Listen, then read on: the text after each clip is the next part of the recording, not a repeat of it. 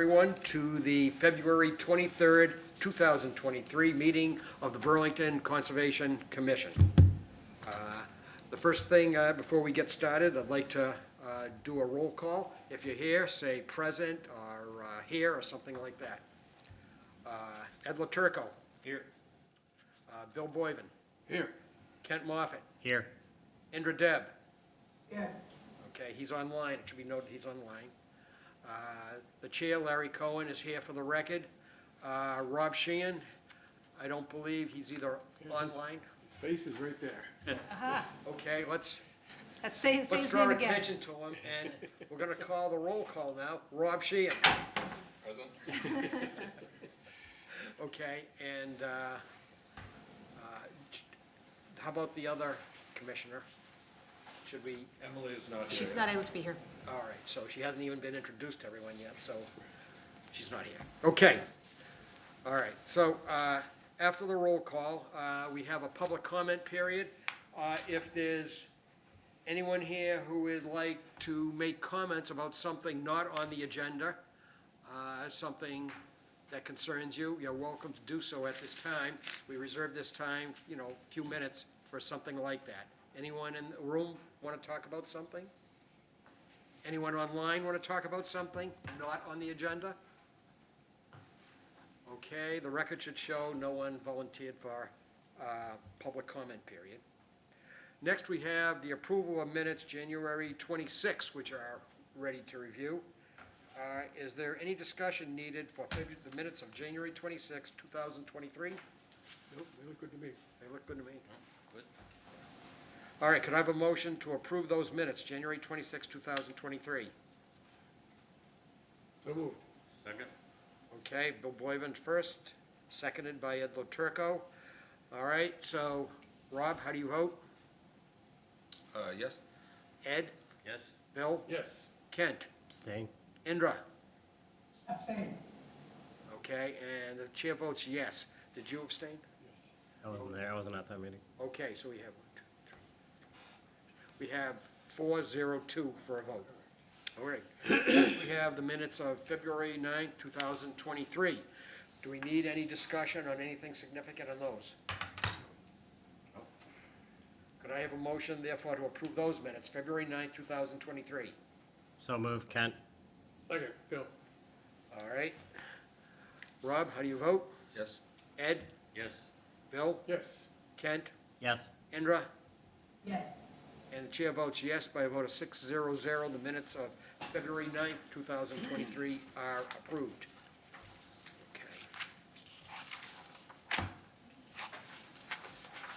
Okay, we'll skip down now to item 4A. Notice is hereby given that the Conservation Commission will hold a public meeting during which time will act upon a request for determination of applicability filed by Michael McLean. The commission will be taking information related to the proposed removal of trees within riverfront area, bordering land subject to flooding and buffer zone to bordering vegetative wetland. The property is located at 6 Maud Graham Circle, and the commission will thereafter issue a determination. The application's being heard under the Massachusetts Wetland Protection Act and Burlington Bylaw Article 14. And if someone would like a copy of the application, they can email conservation@burlington.org. All right, so is Mr. McLean or someone representing him here?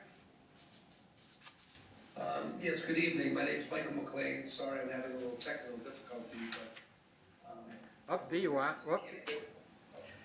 I can't get the video to work, but it looks like the volume is working, if that's acceptable for you. Well, it's acceptable to me. So, okay, sure, well, the way this works is, I think you've been through this before, but I'll remind you, you get to talk first, so you might want to say whatever you, in the way of a summary. Yes, all right. Well, thank you for hearing this request. At some point in December, I had a large red maple split approximately 20 feet from the ground and fall towards my neighbor's shed. It's hanging up in one of my neighbor's tree right now. This tree is on the property line between my property at number 6 Maud Graham Circle and Mr. King at number 4 Maud Graham Circle. So obviously being within wetlands, I reached out to find out what the proper procedure for doing this was. And in the meantime, I had a certified arborist, Mr. John Marquis, come out to review that tree as well as some other trees that I have some concerns. As you can see with the pictures, um, there's some pretty large trees out there in that back corner of my property. A couple are actually leaning towards my neighbor's home. Others have the height to reach my home and a new addition that we had recently put in within the last couple of years. Over the years, we've had a lot of large limbs and actually a couple tree like fall down onto the yard during numerous times of the year. I have children and a dog who are always playing in the yard. And I recently found out that well, within the last couple of years, when we had to do a survey for the land, that all these trees are in my property. I had thought they might not have been. So now I have to bring someone in to get that tree, have it removed. I was hoping to take care of some other problem trees at the same time. Okay, thank you. So as you know, The commission did a site visit, and our staff was out there as well. Some commissioners were out there as well. John or Eileen, would you like to give us some comments on what we saw? Sure, I think, Excuse me, this is Mary Massey. I just wanted to let you know I was in on the meeting. It's Mary McNamara Massey. I'm the owner of the property on 79 Mountain Road, okay? Thank you. but we're, She's here for a later item. Yeah, that's a later thing, and we will be bringing that up just a little bit later in the agenda. Thank you. Okay, thanks. Okay. John, you want to- so the commission did a site walk yesterday, viewed the trees, which were all marked with ribbon, and the owner and applicant were present on the site. I think the commission agreed that most of the trees looked fairly bad, and they all looked dangerous to some extent or another. And I would concur with the recommendations of the certified arborist that they all are dangerous trees, and would recommend your approval to remove them. All right, so we'll see if anybody has any additional comments. Some of us were there, some of us didn't make it. Rob, any further comments on this one? I mean, I could see from, I wasn't there for the site visit, but I did see, I think in the pictures, the broken tree, and then one of the other ones that seemed to have some damage on the bottom, so. Right. It seems, That's one of the main reasons this gentleman applied for this, exactly. Okay, Ed, anything else? Nothing to add to John's. Indra, anything? No, I would go with the expert opinion. Arborist All right. recommended. Thank you, Ed. Kent, anything on this one? No, I thought the letter was pretty good that the homeowner put together, and the letter from the arborist kind of reinforced it, to John's point, that it's a safety thing, so I have to concur with everything that John said, so. All right, thank you. Yep. All right, Bill? two comments. And the first one is sort of a general thing. I mean, one of these trees was, I think it was number 7 on the drawing, is a large white pine that looks perfectly healthy to me. And it's not leaning and it's not diseased. But, as the comment was made, is that it's tall enough, if it fell, it would hit the house. I don't like that as a justification for cutting trees. It means every healthy, full-size, mature tree within 100 feet of your house could be cut down. So I just don't like that as a justification. I'm not gonna use it to oppose voting on this. And my other comment is that this is an example of not really an independent arborist. The owner of the tree cutting company is the one who is saying you should cut down all these trees. And of course, he's going to make money by doing so. So, you know, to me, it's not really satisfying as an independent analysis. I'm not questioning his ability to make a proper analysis, I'm just saying it's not officially independent. That's all I have. It's one of those things where people talk about the possible appearance of bias. Exactly. It's not necessarily that it was a biased opinion. I agree with that statement. All right. I'm glad that we mentioned, I didn't know that. Yeah, yeah. I The site, and I noted that a number of the trees were, the right word, compromised, deficient, and so forth. And so I understood the basis why these trees needed to come down. There was broken limbs and different things. The tree that Bill was referring to is, in itself, is not probably a real sufficient basis to say, don't take that tree down. That tree was, what, 2 feet in diameter, and it was straight up, and it looked as solid as could be. On the other hand, I also noticed that it was a pine tree, and the scope of the foliage, I forget the word for that, at the top was actually minimal. Okay, so I'm not sure that you're removing value from the shade that the tree provides, and instead might get a fair amount of value by some replanting of some trees along the stream there. I wouldn't inherently object to what you just said, Bill, that it's certainly not a good, sufficient justification. But that particular tree that you're referring to had very minimal canopy. That's the word I was using. Yes, it did. Yeah, so what does the commission think about asking the applicant if he will plant some suitable trees, some modest number right along the bank there, close to the bank? I think it's a good idea. All right. I also think it's a very good idea. All right, so let's talk to the owner of the property. Mr. McLean, is that how you pronounce it? Yes, McLean, sir. McLean, okay, Yeah, McLean, sorry. That sounds reasonable, and I'd be willing to work with the Conservation Department on some suggestions on what they feel would be best suited in that area. So we have two choices here. We can either specify something in more detail here, or have the owner work with the staff to put in a few trees that would be suitable for that area. What would you prefer? What would you suggest, John? The second. Okay, all right. So it seems like our staff is suggesting that you just, to honor that commitment, you have a conversation with our staff and come to an agreement. How does that sound? That sounds very reasonable, thank you. All right. There's- All right. There's no growing, because it's a Know what? RDA, so there's no growing season applicability, like, basically, like, No, well, there's no certificate to be issued. yeah, that's what I mean, yeah, right. All right, so is there anyone that has a comment on this particular application, 6 Maudgram Circle? Anyone else? Hearing none, could we have a draft negative conditional determination, I believe, and Eileen or John, you want to Read it? review it? Is it easier if I read it? It's right. Okay, go ahead. Right, okay. Just since it's But right in front of me. before you do, I just want to make one other comment about Bill's comment. So pine trees tend to support each other, buffer each other against the wind. So removing 5 and 6 would also tend to weaken 7 by exposing it to wind from that direction, which previously was protected by those other trees. So Okay, it's a good point. Is a single pine tree inherently weaker than a hardwood tree? not if it's growing by itself, but when they grow in a group, they tend to, protect each other from the wind. And so if you take away some that have grown without that protection, they are weaker. Interesting, okay. Good, that's a good point. Thank you. All right, so Eileen, we have a few conditions, and then we can vote a negative conditional.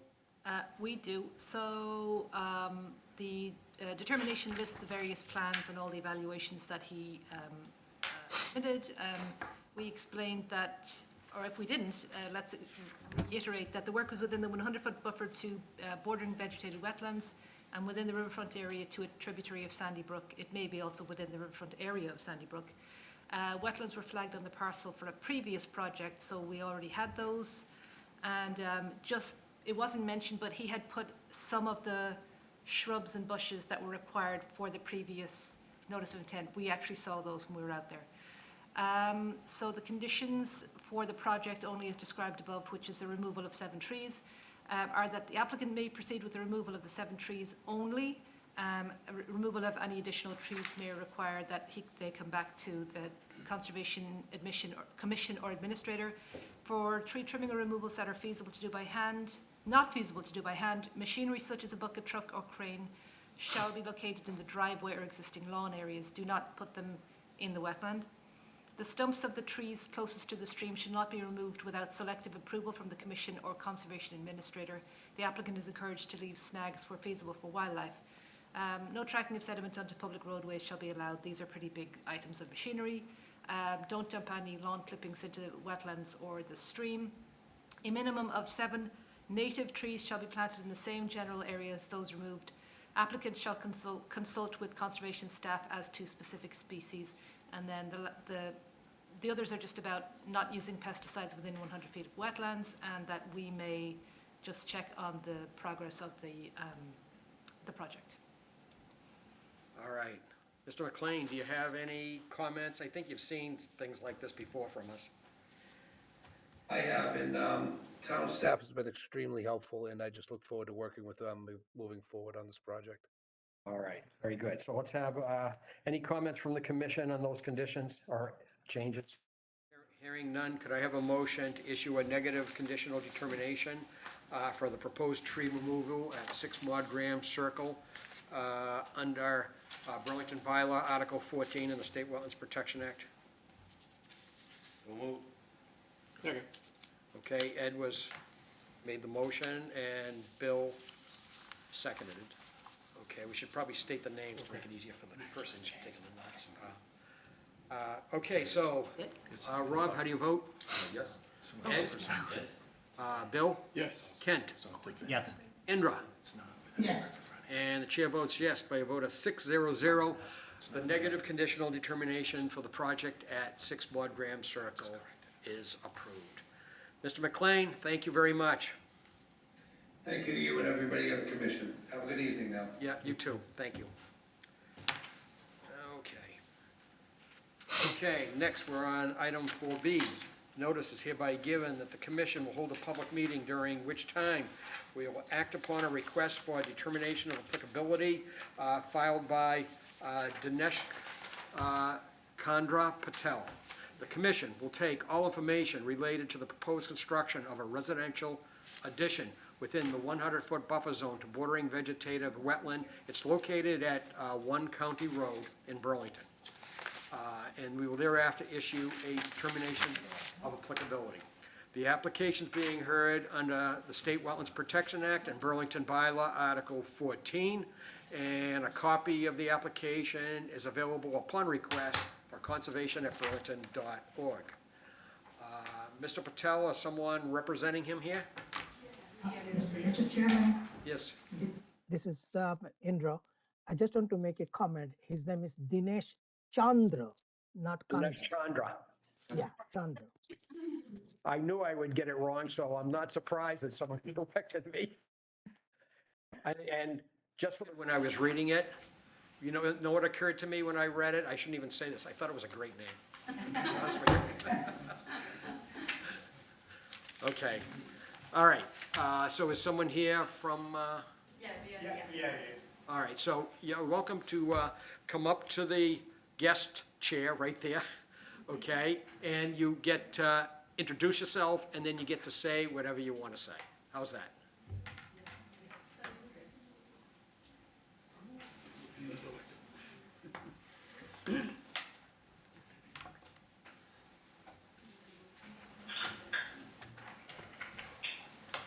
Okay, and you're welcome to introduce whoever's with you as well.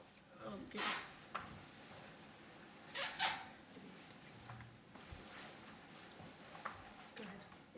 Hi, committee, good evening. We are here to propose 2 rooms for addition for our house. And come to find out that it is in conservation of wetland. So we are here to know, are we able to proceed forward or not? That's what you're here for. Right, okay. We'll see if we can move this along for you. Okay. Okay, I'm sorry. Thank you. And who is sitting with you? It's my husband Dinesh Chandra and I'm Reena Patel. You're the Dinesh. My name is Dinesh Chandra, And so is here. but everybody call them just Dinesh. Yes, Dinesh, my- okay. Yeah, my Dinesh is family- fine. Yeah, like I said, I thought it was a great name when I saw it. I said, what a nice sounding name. Okay, anyways. And my family members here, Dinesh Chandra's brother is Ashish Kumar and Pinal Patel here. Nice to meet you, very nice to meet you. Okay, Eileen or John, we were out there for a site visit. Do you have some comments on this particular project? Yeah, I'll do this one. Okay. So as they say, they've been in and out a couple of times. They've chatted to us about what's out there. We knew that there was some wetland nearby, so we encouraged them to hire a wetland scientist. They had Mary Trudeau out, and she flagged that there were wetlands. It's actually right off the edge of their property. It looks like it's right on their property just because it's so hard to tell where the properties begin and end with the property lines there.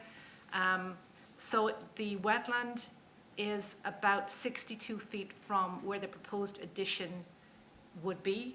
And there is definitely some dumping of leaves and grass and so on in the wetland there, not just by these people, but definitely by neighbors in the area as well. However, I don't have any concerns about an addition going up at this location. Okay, all right, thank you. So let's see if the commission has some comments or questions. All right, Kent, anything on this one? Nah, it's pretty, the supplement done by Mary is pretty good. And the only question I had was covered in was where the runoff was gonna be, which sounds like it's all gonna be on the grass, so that was in the, what you guys put together, so that's the only question I had. Okay, Bill, how about comments on this one? I'm just trying to find something here. I can go by you. and go Yeah, back. please, I was looking for something that I had. Okay, Ed, highlighted. any comments? No, it's just this one where we're trying to find boundaries. Was that right? Yeah.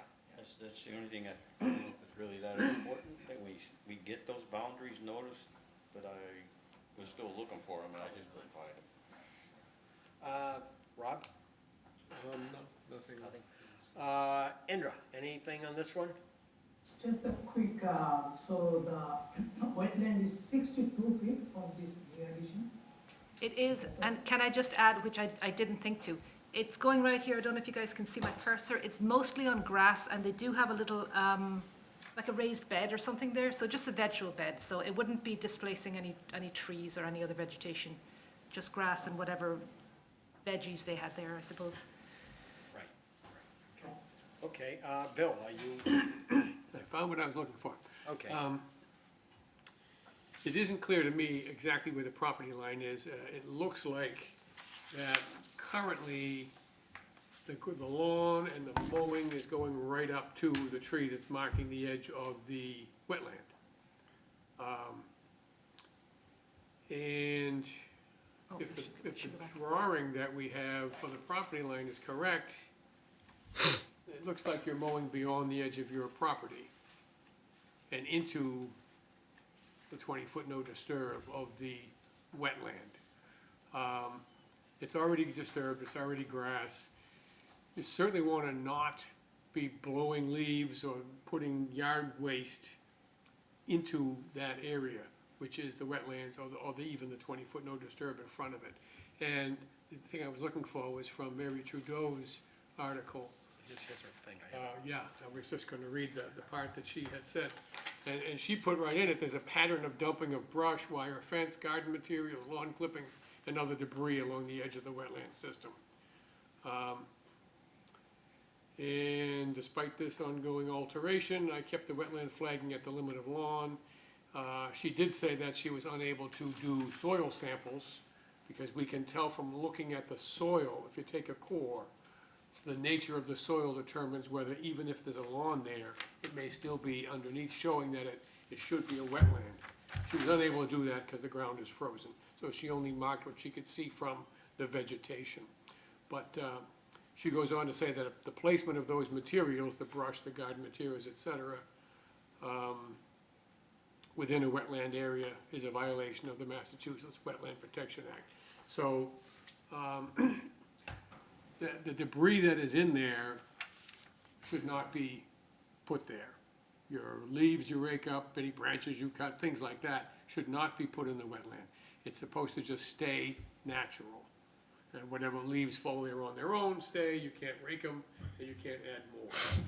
So I think that you should be more conscious of not doing that on that property if you can. If there's anything in there, she mentions wire fence and stuff like that that I didn't personally see, but she shows it in the picture. I think that should be removed. because it's not natural. But, that's all I have. Okay, when I was out there, clearly there's a pattern of putting, you know, the yard materials and stuff from the yard into the area and back. And we should probably ask him to not continue to do that if possible. My only question is there is a few miscellaneous pieces of stuff that probably shouldn't be in there. Should we ask, John, should we ask for any cleanup at all when you were out there, or Eileen? Did you feel like there was any cleanup of non-natural materials there that need to be addressed?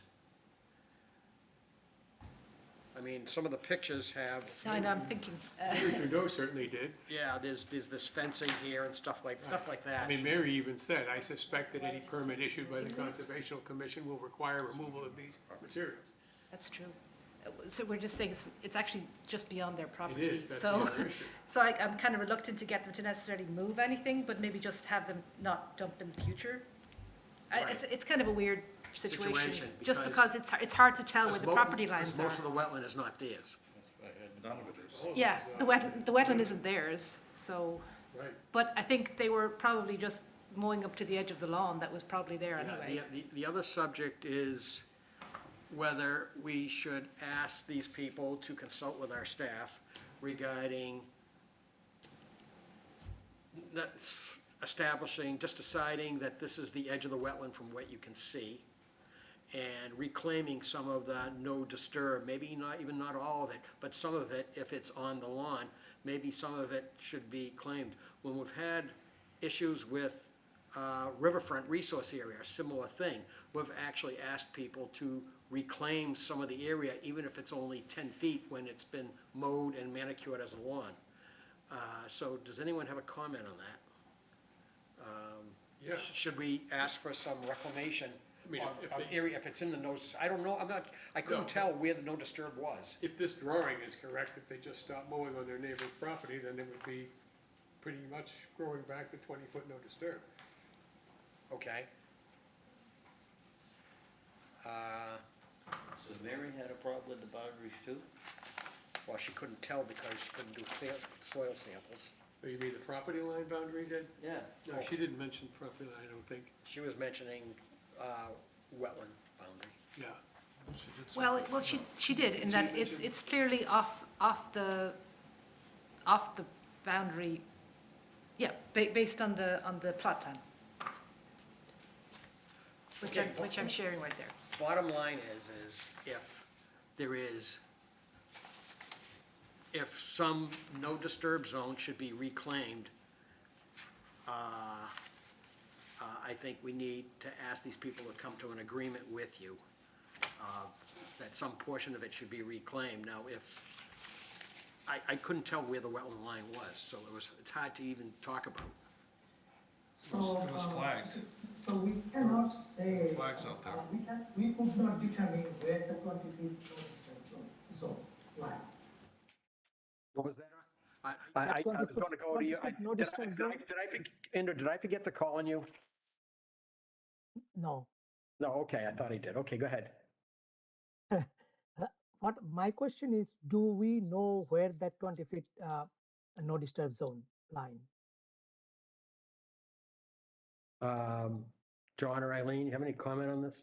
I'd like to comment. So Mary basically said that she didn't auger in the lawn. She didn't look at the soil in the lawn. So the wetland boundary may extend into the lawn. She used a fairly conservative approach where she just flagged it basically at the edge of lawn.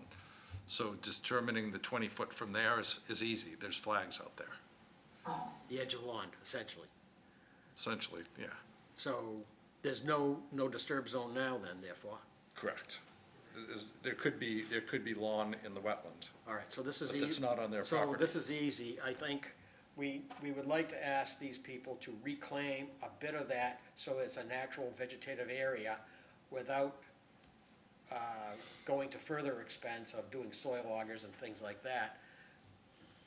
I'm suggesting to the commission that we accept what Mary Trudeau has done, and we ask these people to reclaim at least a portion of the no disturb zone. How does this sound to people, the commissioners? Yep. All right, so, Eileen or John, do you have a suggestion on how we can put this in the decision? Are you just suggesting that they stop mowing for a few feet? Is that what you're asking? That's kind of what, I think that's, Okay. that they should not be mowing that close to the Right. edge of where the wetland was marked by their No, I consultant. totally hear you, I totally hear you. Plus, it's not really their property. If the addition is going in, then it just slices off even more of their backyard. A bit, So I just wouldn't want it to be too big. You What's know, that? I'm just trying to balance up their, We're not saying 20 feet. no, Yeah, I didn't hear anybody say they have to reclaim 20 feet, but okay, some contribution towards that no disturb zone that is left undisturbed. yep. And I think would be a reasonable request, Between 5 and 10? between 5 and 10 feet. I'm okay with that. Yep. All right, so can we put that in the decision and ask these people before we do that if they agree? Would you agree to do that, to not mow within somewhere between 5 and 10 feet of the wetland line? Because we have, as a resource area, our regulations require that we maintain a space of land called a no disturb zone that is not mowed and not manicured and not grass, that is protective of the wetlands, okay?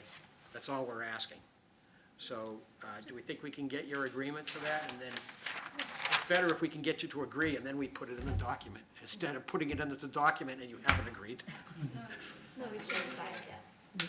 And just to keep in mind, if this were a new house that you were building here and the shape of your addition, Yeah. we would be requiring a fence on the 20-foot no disturb line. Right, that's We true. would be requiring a physical border to prevent you from going any further. So, but we already live there and it's already disturbed probably before you even moved in. We're trying to be more generous. Okay. Okay. Yeah, we are here. We I should think be the word fine. is flexible. Yeah, flexible, whatever. Okay. All right. So we'll say 5 to 10 feet. How's that? We'll, if everyone, put it in the document. Could you, is there anyone else who has a comment here on this? Anybody want to talk further on this one? Then, can we review the draft document? Yeah, I was just making a space to put that in, but we'll deal with it as I get to it, how's that? Sure. Okay, so they have seen a copy, and now we're just gonna probably add a new condition in. So, beginning of this is just the standard, it describes the project, they're constructing a 32 by 31 addition with a side addition as well, within the 100-foot zone to buffer zone to bordering vegetated wetlands. The wetlands were flagged on the neighbouring property.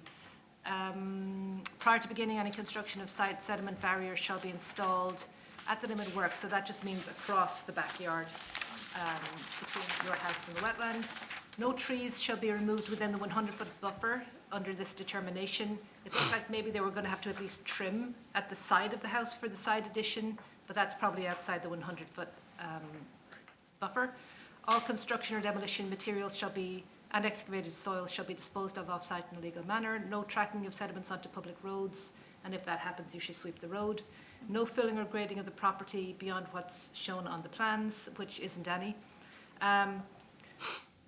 Sediment, debris, leaves, lawn clippings shall not be dumped in the vegetated wetlands. Existing trash or debris in the vicinity of the wetlands shall be removed by hand. So I think that covers what we were talking about earlier. You can let me know if you want to change it. No invasive species shall be planted anywhere within Burlington. No downspouts on the new addition shall be directed to the driveway. And then here we can add in one about, so how many feet do you think? I think they can discuss it with you folks between 5 and 10 feet. Okay, right, for Should now. not, the land 5 to 10 feet from the wetlands line should not be mowed Yep, or dumped on. Yeah, so nothing has to stop there as Okay. well. okay, I'll just fix it, but that right now it's saying a strip of 5 to 10 feet shall be left undisturbed, no mowing or dumping. I'll just make it look a tiny bit nicer than that. Right. In the morning? If they have any questions, they can Yep. Talk with staff. And then just don't use pesticides, herbicides, or fungicides within 100 feet of a wetland. And the last part is just to say, well, sorry, there's the couple of last parts just to say, I will probably just be coming to just make sure erosion controls are in place, and this is proceeding as expected, and that you won't get an occupancy permit if there are any violations on the site or unless it is stabilized and the new rooftop stormwater is being infiltrated on site. Okay, anyone on the commissioners have further comments to edit the conditions at all? What I was gonna say is exactly what Eileen just said. They may need a little help wondering where that line is. But Yeah. she just said it. All right, then, if there's nothing further, do you folks have any comments? Are you all set with this? No, we don't. These are, for the most part, these are routine conditions, and it means the commission does not expect there to be a problem with this project, is what it really means. Okay, so, could I have a motion to issue a negative conditional determination for the project at 1 County Road under Burlington Bylaw, Article 14 and the State Wetlands Protection Act? Issue a negative conditional determination. Is there a motion?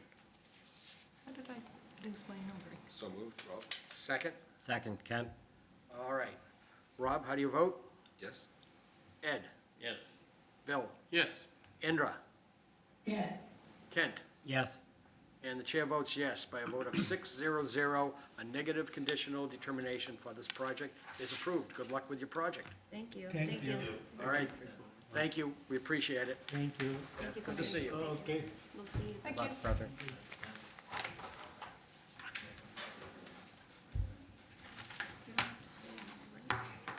No, you don't have to stay, no. Okay, thank you. I mean, you're welcome to, but no, you don't have to. Okay. All right, so. Next, we're moving on to item number 5, which is a public hearing. Notice is hereby given, the Town of Burlington Conservation Commission will hold a public hearing. Okay? And as a courtesy to the public, the hearing will be accessible through the WebEx video. And the purpose of the public hearing is to take information related to a notice of intent filed by Mr. Kenneth Gillis of K&B Family Trust for the construction of a new residential dwelling on an undeveloped lot, parcel 48-32-1. It's adjacent to 76 Mountain Road in Burlington. The proposed work would be within the riverfront area under the wetlands protection, governed under the Wetlands Protection Act, and also under Burlington Bylaw, Article 14. The commission will be reviewing information relative to the application and may issue an order of conditions and a Burlington Wetlands permit for the proposed project. The application is available by going to the conservation homepage. There is a link at which you can see all the materials that have been submitted. Okay, so before we get started, you folks can introduce who's here and who you're with, and then you can start talking. All right, good evening. Joe Currier here. I'm a friend of Kenny Gillis, the owner of the property. And he's owned the property since late 70s, and he decided to construct a single family on there for his children. That's very generous of you. Okay, do you want to say anything more about what you're doing, or you're all set? Yeah, we're both kind of unfamiliar with this process. He's more unfamiliar with it. I kind of, overheard conversation. I stepped in and I went down and talked to Eileen, and we found that stream there, and here we are today. There you go, and you find yourselves in front of a conservation commission. Okay, that's fine. All right, so the way this works is we'll hear from staff, and then the commissioners may have, some of us were out there, they may have questions, they may have comments, and so forth, and then what will happen, we'll see if there's anybody, abutters or anybody that has comments also that might be an interested party. And then we will continue it to the next meeting, and if further questions need to be answered, you can come back with that information and submit it for the next meeting, and so forth, and we'll go from there. So, Eileen, are you speaking on this one? John? Oh, sorry, it is me. I thought it was John. I was waiting for him to, Say something. sorry about that. Okay. No E is written on here. Sorry about that. So I'm sharing the plan here. So as Joe said, he came along and said that Mr. Gillis was considering putting up a house on this lot. We looked and we saw that there was a stream at the edge of the lot next door, number 76. So that meant that at least, most of the site in question was actually within the 200-foot riverfront area.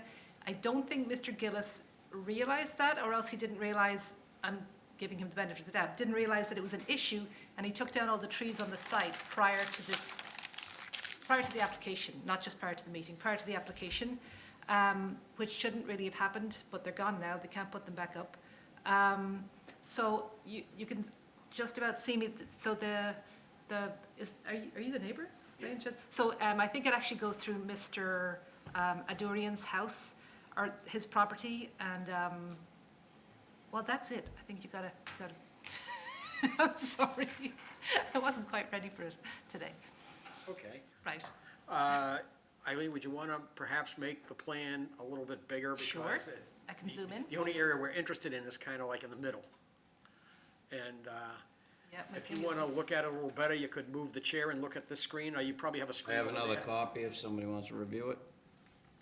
So the stream is Little Brook, the Little Brook Conservation Area is across the street.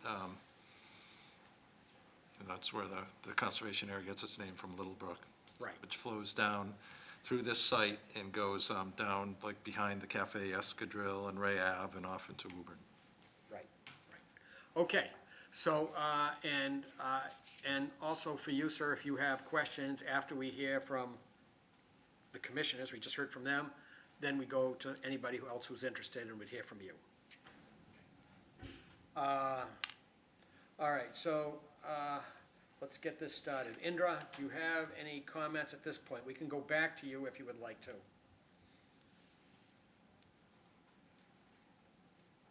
He's muted. Can't hear you, Indra. Yeah, let me. Oh, he's thinking, I think. You're gonna do what? He's thinking. He's thinking. So we'll go back to you while you think. How's that? Yes. Okay. All right. Rob, anything at this point? Well, I guess I have just a quick question. So I see there's the 300-foot easement on the side. So I'm guessing that sort of restricts the development to that area outside? Correct, and we gotta build inside the easement, so you can see that's why the house is tucked in the left front corner, because you got your 300-foot Eversource easement. Okay, so, yeah, you're between sort of the So it's a stream. very small footprint to put a house. Okay. All right. Ed, anything further on this one? The thing I left with was the swaddle that's on the property at 76. To keep debris, when the construction actually starts, that swaddle's not gonna be enough to protect that property next door. The wattles? The wattle. And down front, as from our experiences in the past too, that the slope that's coming off that property to the road, you might have to really look at something that, stones, anything that would help keep things back. Never an easy task, but that was quite noticeable. So looking forward when you start digging. Yeah, John had mentioned he would like to see some hay bales there instead of the wattles. Right. All right. Okay. Kent? Is there a deck that's part of this project? Is it gonna be proposed? Is there gonna be a deck? Yeah. Yes, there is a proposed Yeah. deck on that, it's 12 by 16, just about 150 square feet. Okay, and just clear where's the garage gonna be? It's gonna be a single-car garage, it's, you can see, on the lower left-hand corner, Okay, so it's gonna be on the driveway somewhere? the driveway, yeah, so it'll be a single-car, one-car window. Okay.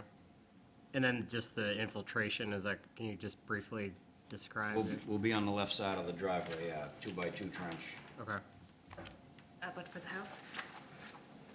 And, Infiltration for the house? and there'll be also the, drip cap around the roof line. So, the roof is gonna drip off without a gutter and into some stone, is that what you're saying? There'll probably be gutters that go Gutters. right into the stone drip around the foundation. Okay, you're gonna have a stone drip edge around the foundation, Yeah. and the gutters will feed into that? Correct. And that's both for the house and the garage? Or the, It's gonna, the driveway is gonna be kinda independent. There's gonna be a stone trench on the left side of the driveway, because it does slope to the left. The roof is gonna come down, so there'll be a drip cap in the front, and where it comes off in the back. And it's optional whether he puts gutters, but if he puts gutters, those will fall right into the, drain into the We drip cap as well. To show us the trenches will take the house. Okay, all right, Bill, you wanna have some comments? Yes, indeed. What motivated you to cut every tree on the property, including those outside the limit of work? There weren't many outside the limit of the work. And Yeah. we're gonna do solar panels on the roof. Okay? So I want to get as much sun as we could. I'm concerned because trees are a great way to protect runoff, to soak up water from the ground. And this property slopes pretty steeply towards your neighbor, and towards the street. So I'm concerned whether the lack of trees is going to increase the runoff onto the neighboring property. Eileen or John, this NOI, NOI also works as the erosion sedimentation control permit, or the stormwater permit. Right. And if this were only, if there were no wetland attributes here, this would be an abbreviated, because it's a new house, be an abbreviated permit. Okay. And that permit text does say that you must not increase the flow onto adjacent properties. So, I'm not convinced that no trees there is gonna do that. I'm pleased to see you putting on solar. I mean, that's a good environmental thing to do. But that's my primary issue on this property. Have you disturbed this or not? Yeah, well, Well, not yet. You know, across the street, Mary? I actually want to add something that I forgot. Would you just want to tell her to wait for a minute? Yeah, could you wait, we haven't gone to others yet, we're still having the commissioner's comment. Okay, we will certainly get to you, and you'll be given an opportunity. Don't worry. Yeah, thank you. I'm sorry, I've kind of spaced on this one entirely. So, Joe, you know, they gave us it's sort of a bare bones application. You know, once we looked at it, and once we thought about it a bit more, we realized they were missing some things like a narrative.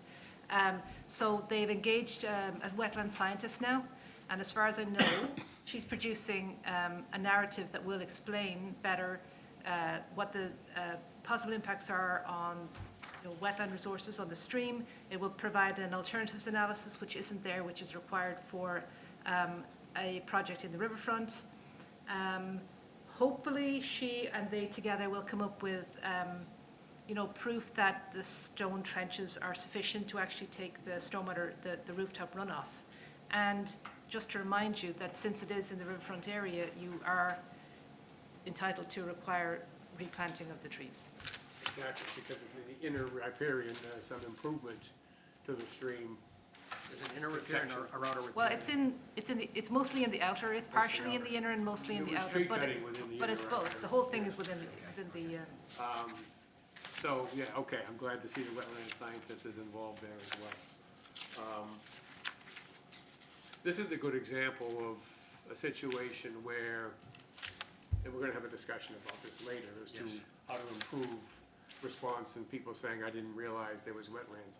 This is a good example of a situation where you might not realize it's there at all, because there's an entire lot between you and the wetland resource area, and you can look all around your property and not see any wetlands and think I'm fine, when you're still within the 100 and 200-foot boundary of a riverfront area. So it's just it's one of those unique situations, or not so unique, but it comes up occasionally, where there's an entire property between you and the resource, and yet you're still affected by it. Okay, that's all I have at this point. Yeah, I gotta agree with Bill. I mean, that's a significant amount of trees. I would be with the wetland scientist that would, you know, would like to reinforce that that's not gonna increase runoff on the property, so I mean, that's a, I counted at least 36.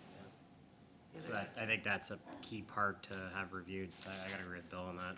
Because that's like, if I'm a neighbor, I don't wanna make sure that, you know, that's not gonna increase the amount of runoff, because that's like 40 trees, that's quite a bit, so. I agree with the runoff, you know, the wetland scientist and the surveyor will handle all the, you know, how we'll control that. And a 30 of the 36 trees or whatever it was, kind of in the whole area where the house is gonna be, and the gradiness, if you walk the site, you could see, you know, it looked like an old roadway, that, you know, the elevation's all over the place, so, you know, the root base, the root balls, you know, 30 of those trees had to come down for the construction. There are a few out back, and like Mr. Gillis said, he has solar on his mind, he's not, you know, he doesn't know about the trees or the wetlands, and that's why we're here getting an education today. And we did hire Leah, which is our wetland consultant, to get us over the hurdle. Okay, I have some comments. This is what is called a riverfront resource area. And the commission has review authority over 200 feet from the stream. And the reason why it is considered valuable, the first 100 feet the most valuable, the next 100 feet is valuable, is in normal circumstances, you have a forested area next to the stream that functions as a habitat. It cools the stream, provides shade, and there are species of small animals that use it as a habitat and use that area. And in this particular case, for that particular purpose, it's not quite as valuable because this gentleman over here has a house in the inner riparian zone right next to the stream. So that may not apply quite as much. However, but I have to agree with Bill. I'm looking at that the other things that all these trees provide, as on a hilly site, they soak up hundreds of gallons, even in a day, okay? And they can provide protection against water runoff coming down the hill. And I see here that the drip edge, that the drip edge detail is only 1 foot deep. And it shows 4 feet wide. Are you actually going to make it 4 feet wide? Is that what your intent is, that drip edge? On the left-hand side,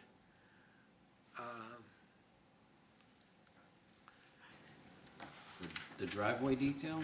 on the left hand of the drawing, left-hand side of the drawing, there's a detailed drip edge. Oh, I See see it? it. And Yeah, it it's, says 4 feet by 1 foot. is that actually, you're gonna actually have a drip edge 4 feet wide, is what I'm saying.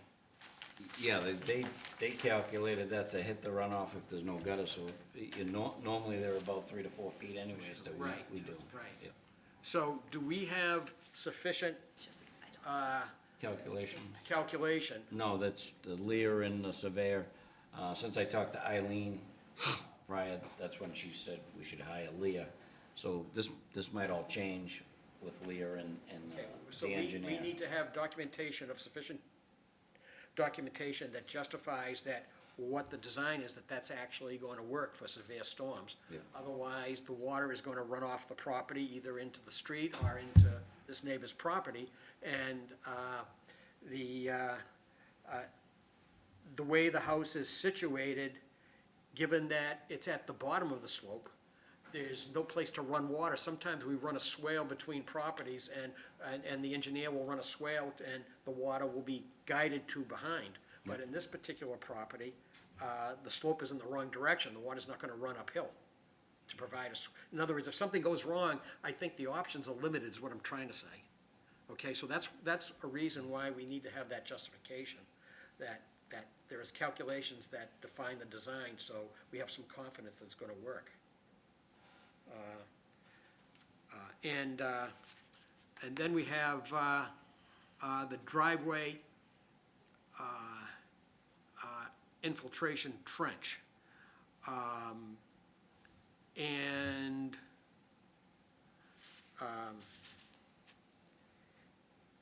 and it looks like, is there gonna be a slope on the driveway sloping towards the It will be street? sloping into the trench. Sloping into the trench? And will do the plans, I'm not sure I know this, but do the plans have sufficient detail so when it's constructed, it will actually be constructed that way? The reason I ask is that sometimes we see a plan and, there's a little tiny drawing on here. And then when the project's all done and the asphalt's all down, Yep. It is noted on the plan, and it does refer to the detail on the plan. So it is noted on the plan. it's noted, where is that? On, It says proposed infiltration trench pointing to the driveway, and then he has a detail of how to construct. Talking about the general notes? No, it's right to the left of the driveway, and Oh, it's kind of on the property of 78. There's little, yeah, but is there sufficient detail for whoever constructs the driveway so that the driveway is sloped in that direction, so it turns out that way? I see the trench there, but whoever constructs the driveway, will it be graded? they'll have to grade it into it, yeah, so there'll be, whatever site developer, drain layer that's doing all the work will, Yeah, he'll have this plan, he'll be sloping it, they'll have to, yeah. whatever Joey, you Leah, might- whatever Leah implements into this plan, it'll all have to go into whoever the site contractor is. Okay, you're not the general contractor in this? No. No, okay. All right.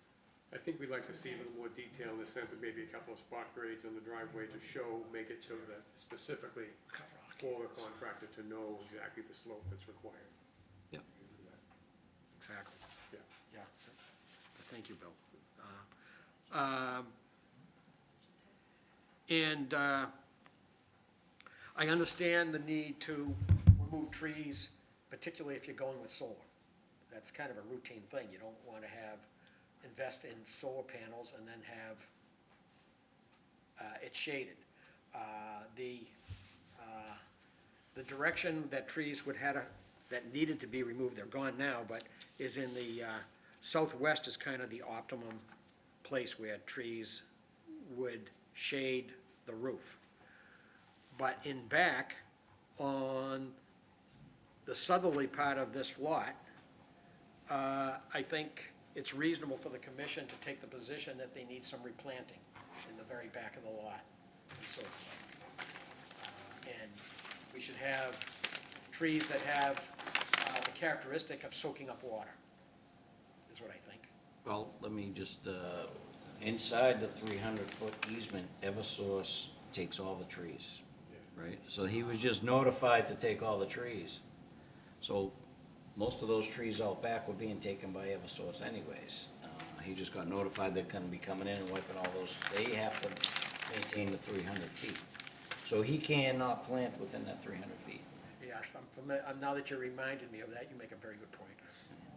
I suspect the neighbor might also like a bit of a screen again, because they all got taken down. That would have been screening. Yeah, That- yeah. the- There should be, well, to the extent that we need some kind of a planting plan outside, obviously, of the right-of-way, the easement, and probably on the east side of the property, it would seem. It might be appropriate to have some plantings there to try and help prevent water from going onto the other property. All right, so, I have another point that I meant to ask. yeah, go ahead. How are you planning to heat this house? Gas, oil, electric? Gas and solar. There's actually gas on the property. Just want to remind you, we don't have the authority to mandate any kind of heating system, but the Commonwealth of Massachusetts has a stated goal of eliminating gas heat from over 1 million existing houses in the near future. So just keep in mind, if you're going to put gas as your heat, at some point in the next decade or two, you may have to take it out. So when you're building a new house, it may be to your advantage to consider heat pumps. Well, we're gonna be looking into that. We had that discussion. Good. We're actually having that discussion with everybody. Especially With the solar. heat pumps, And there is a company out there that makes a heat pump for New England that goes minus. Yeah, there was an article in the Globe after that, 10 There is one company that does it, what the name is, I just did a seminar with the, 2 weeks ago about The heat pumps that. are of better quality than the original heat pumps from. If you can get one below negative degrees, it'll work for you. But if you don't, We don't get that. Saturday's gonna be a tough day. Well, I have heat pumps and I have gas as a backup. Yep. And I try to use the heat pumps as much as possible in my house, and I have solar on the roof to help supplement that. So I would encourage you to design towards that as a goal of being able to do as much as possible with a heat pump.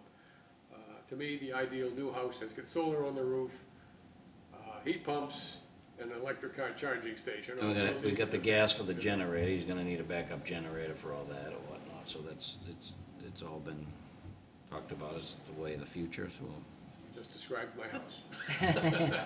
Yeah, Eversource is charging, if you just go with their regular stuff, between 35 and 40 cents a kilowatt hour. Okay, so putting on solar is a very worthwhile investment, very much so. You'll save yourself a pile of money. Okay, I just wanted to bring that up.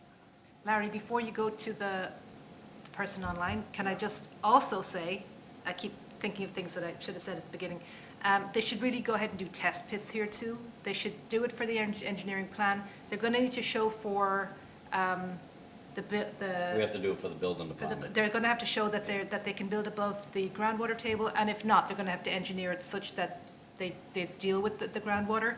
And I mean, there's a lot of outcrops there, so I'm just concerned about infiltration as well. So they should go ahead and do that. Well, not only does it have to be sized properly, but it has to be in concert with the soils under that infiltration. Exactly. Okay, so it has to need sufficient documentation. So let's, first, I'm gonna just make one more comment. So I've been dealing with Eversource on plantings on Muller Road in the conservation area under the power lines. So they do allow plantings. They've got very strict guidance about which plants they'll allow. They can only grow to a certain height, but they actually allow plantings actually under the power lines, not only within the 300 foot. So, let me ask you, are their contractors instructed to not cut those plantings? That's the same thing. well, in some instances, they've gone through and left species that won't grow to a certain height, and then a couple of years later, they'll go and mow everything. So they're not very consistent about that. But on Muller Road, they did plant 2 different varieties of a cedar. It's a western cedar, actually. One variety grows to a certain height, that was under the power lines. Another variety of cedar, which was not under the power lines, but within the 300 feet, which was allowed to grow a little higher. You're talking about the things that cross from Howie Street? Yep.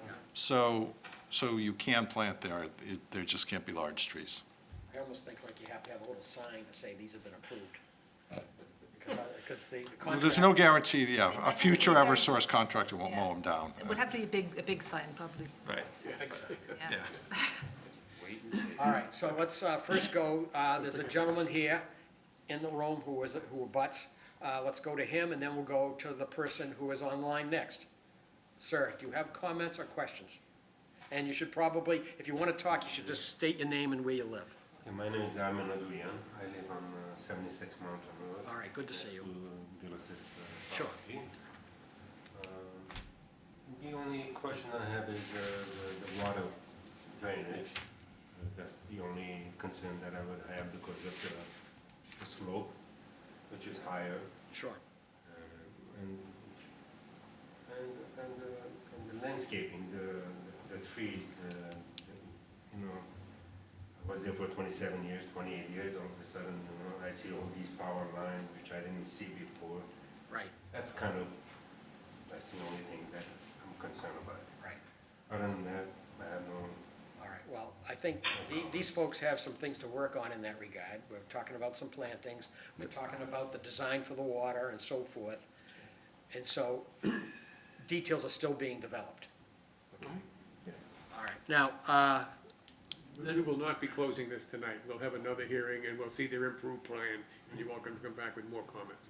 all right, so, Anybody online? There was somebody, please identify yourself, state where you live, what your address is, and you're free to make comments now. Hi, my name is Mary McNamara Massey. I lived at 79 Mountain Road. I actually grew up there throughout my life. My parents moved in there in 1950, and I was born a few years later than that. But I've grown up in that area and feel that it's a very nice place to have a nice home like that.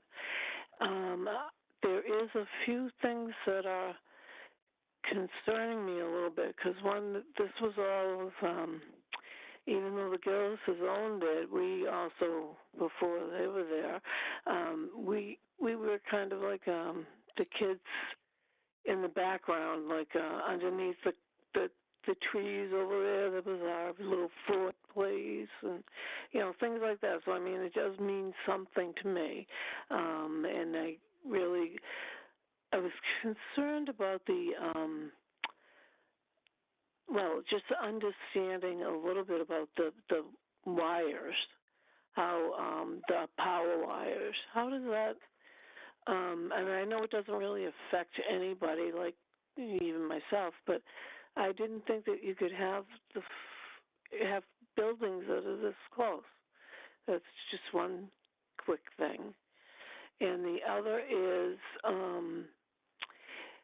someone else had mentioned, but I have never had to see anything of the amount of basic sunlight, air, and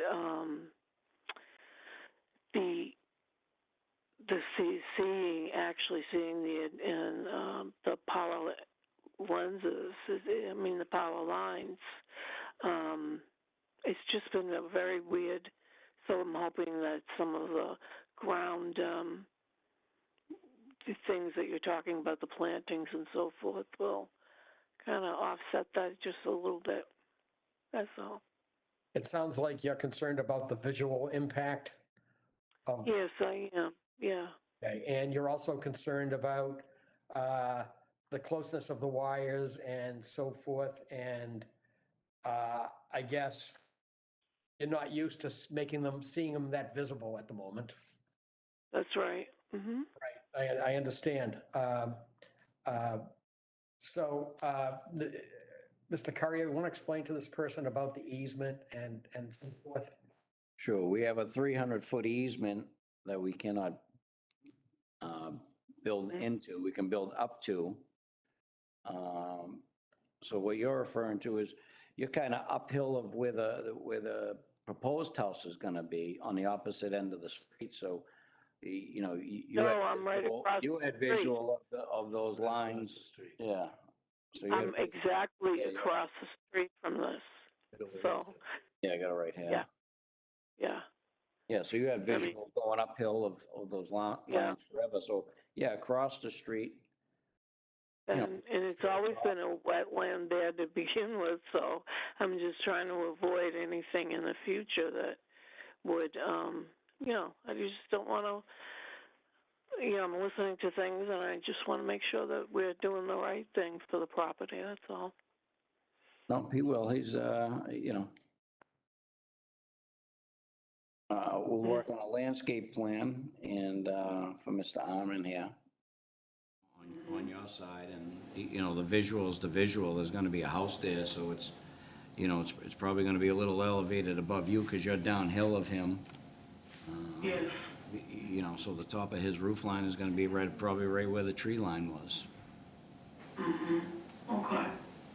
But we are these people are in the process of developing a landscape plan and a justified design for handling the water off the rooftops in the driveway. Correct. In the left side. Right. That abuts Mr. Arman. Right. So, however, I do understand that this is a radical change from what you're used to and what you grew up seeing. Oh, yeah, for sure. And your last name is McNamara? This is Anne's sister. This is, oh, okay, so Ann was your sister? Yes, yeah. Okay. We're a couple, like a generation apart because I was born when she was 23. But we lived in the same home together for years, and I lived there myself. As you know, Ann McNamara was a former commissioner. Yes, was a I do know. commissioner on the commission, and she was a valued friend of the commission and the commissioners, and even to this day, we miss her so very much so. Yeah, she loved it there. She talked about everything that happened, in a professional way, and she loved what she did there. She really did. Right. Some other things that she did when she did some site visits, I'm like, are you kidding me? You went out there to do that? And she, yeah, well, it's part of my job, so it was nice. No, we miss her very much, so. Yeah. All Okay, right. well, thank you for saying that. I appreciate it. Okay, now is there anyone else who wants to make a comment before we wrap this up for today? Okay, so I think, is there anything else that these people need to be doing that has not been discussed, Eileen and John, where they're talking about design of the infiltration system and No, I think they know all that. They're going to do test pits, they're going to design the infiltration system, they're going to provide an alternatives analysis and a narrative. They're going to come up with some kind of a planting plan, which kind of covers the corners that they can plant in. I think that was pretty much everything we discussed. anybody think of anything else? I don't want to. Species that Eversource approves of? Well, they would be in the further back.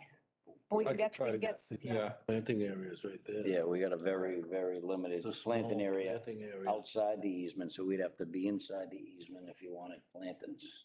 And the test we could pits. do a few taller ones though between. Indra, do you have anything else on this one? maybe I some- said about the keep test everything pits, inside. so we need the test pits. And then that's gonna benefit. Yeah, the taller. Test pits, yes, we do. Yes, they have that on the list. I'm Yeah. trying to make sure they have everything on their list. There's nothing, They could put. I just have one other thing. So, in the back. so the lot is pitching towards, The left towards number 76. yes. And there's a drip edge and there's a driveway trench. But this isn't designed by an engineer. These drawings are done by a land surveyor. So you need some sort of assurance that those drip edges and trenches will handle the runoff and the water won't flow onto the property of the neighbor. And I'm not sure without a PE, how you're gonna get that. Yeah, normally we would get that assurance by having a stamped plan by a Right. professional engineer. Because the slope, it really does slope. Yeah. Which we require these days for an a stormwater permit. I'm doing the same thing. A stormwater. I think this needs to be a stamped plan. Otherwise, how do we provide assurance to the neighbor that this is not gonna run onto his property, that it's gonna operate properly? And if it doesn't operate properly, if it's stamped, the benefit to you, Joe, is that, and the applicant, if something's not right, if you have a stamped plan from a licensed engineer, if something's not working right, you can go back to that engineer and say, hey, it's not working right, and fix it. All right, if you don't have that, I'm not sure what recourse you have.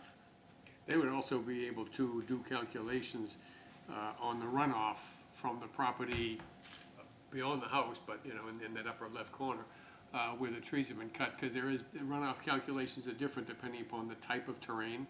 A grass. Material, yeah, Grass roof. would run so much per square foot or whatever, and then, but if it was a forest, it would be different. So they would be able to do some calculations to perhaps indicate the change, if you were gonna turn that into a lawn instead of what was there before, whether that would be an increase or a decrease in the runoff. It would take a civil engineer to be able to calculate that. So, John, is there any reason why we can't ask for that? No. No, you should ask the surveyor to have it reviewed by a PE and have them stamp it or tweak it if necessary. Okay. Just for my education, when you're building something like this close to power lines, do you have to submit your plan to the, No, we're outside the easement. do they have to Yeah, they don't. confirm that or bless it in some fashion? The engineers confirmed the building, we're outside the easement. Okay, so the engineer is the one that's gonna Yeah. put his stamp or her stamp on that. Yeah, the last 10 years, Eversource put a bunch of markings out there, which makes it a lot easier for these Okay. engineers to come on site and pick Yeah. up their markings and put that line right where it is. You know, there is no swaying in the line, you know, that's pretty much, Does the building department also? the building department, you know, requested Yeah. it, so, All right, let's go to Ed for a second. Ed? Is that the reason why the house might be so far to the left? yes, because of the easement. Okay, all right. You can see that line go right through your 300-foot easement. The right rear corner is probably, you know, 7, 8 feet off of it. Right, right. Okay. Just one unrelated question. Have you picked a solar contractor yet? No. We're getting educated. All right, well, I'll just leave you with this. Are you gonna buy it or lease it? Probably buy it. Buy it? Yeah, okay, well, not only is the price versus the number of panels make a difference, but the efficiency of the solar panels and the characteristics of the panel can make a difference. You can get a premium panel that is higher efficiency, or you can get standard run-of-the-mill panels, and you'll get greater power and longer life and a better guarantee over like an LG panel or a Panasonic panel as opposed to a more generic panel. Okay, and you can go to look up the characteristics of that to help educate yourself what somebody bids to you on, is you can go to Energy Sage, which is a quasi-Massachusetts organization that will tell you all about panels and the characteristics, and you can look up the panel that's being proposed, and they'll have articles that will tell you how do you evaluate a panel beyond just the number of panels and the cost. Yeah, they've changed. I mean, my panels are 10 years old, and if I were to put on a new system, I would get twice as much electricity out of it with today's panels than the ones 10 years ago for the same surface area being covered. So, you know, you want the ones that give you the most energy per panel. And if you pay more and get the premium panels, you could get 25-year warranty on labor and parts. Okay, so much for solar energy. Solar. All right, so the next meeting, we can either put this on for the meeting of March 9th, or you can ask for a continuance to March 23rd, We depending can on. put it on for March 9th, and I will have an answer from Leah probably the first of the week, and if we gotta, you know, move it, we'll move it. Okay, could I have a motion to continue this hearing till March 9th, 2023? So moved. Bill? Second. All right, so, Indra, how do you vote on continuance? Yes. Rob? Yes? Ed? Yes. Bill? Yes. Kent? Yes. And the chair votes yes by a vote of 6-0. This public hearing is continued until the commission's meeting of March 9th, 2023. Okay, Thank you for your time. thank you all for your time. Good night. Bye-bye. Night, Mary.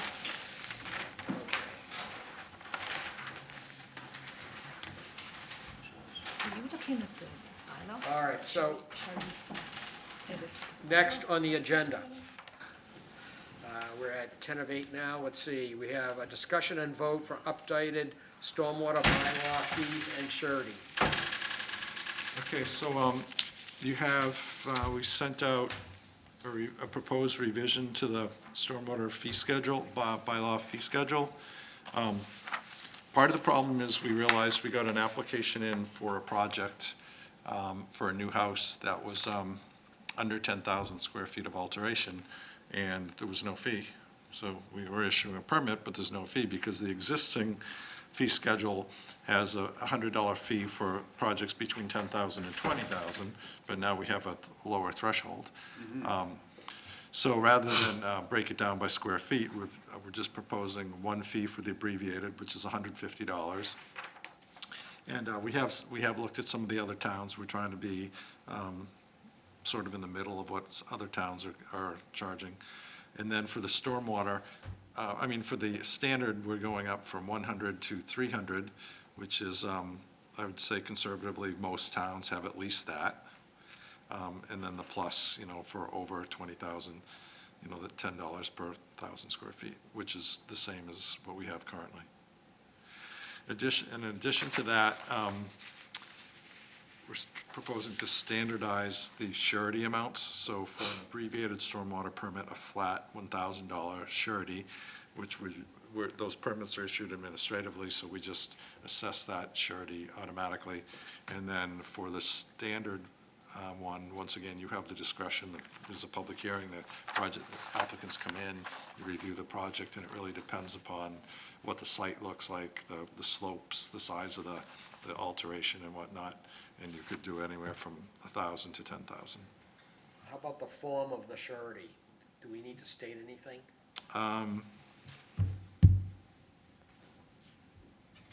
Yeah, we can certainly say, we basically want cash surety. We can put that in there. We could add that. Yeah. Okay, all right. Okay, so let's, What does cash surety mean? They give you a check and you Right. don't Yeah. cash it, okay? they No, don't- we deposit it and then they get the money back.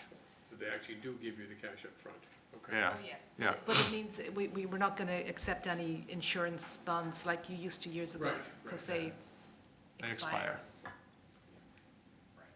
all right, so, anyone on the commission like to talk about this further? I'm just sharing a table, just while you're chatting, with some of the fees from surrounding towns, and we're right around there, we're proposing. All right. Does this have to go to town meeting to be added on? No. No, I thought it looked good myself.